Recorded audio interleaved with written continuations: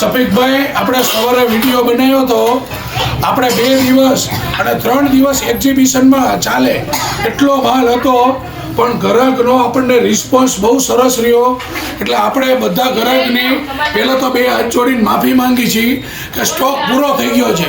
હવે રીસ્ટોક ઓછામાં ઓછા 8 થી 10 દિવસ પછી આ સેટ આવશે. મારામાં ઓછામાં ઓછા 300 તો ફોન આવ્યા છે. કેટલા સફીકભાઈ?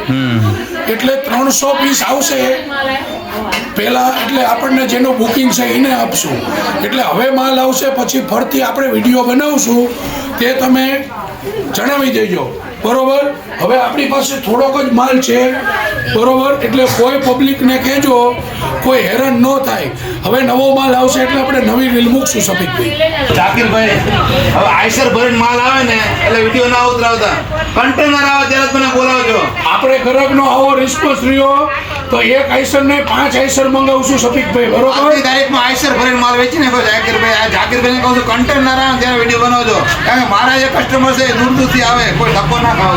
અને રિસ્પોન્સ કેવો રહ્યો? રિસ્પોન્સ અને બધા ગ્રાહકને કેવી પ્રતિક્રિયા આવી, બધાને રીલ્સ પ્રમાણે જ આપણે ભાવમાં માલ આપ્યો. સફીકભાઈ, બરોબર?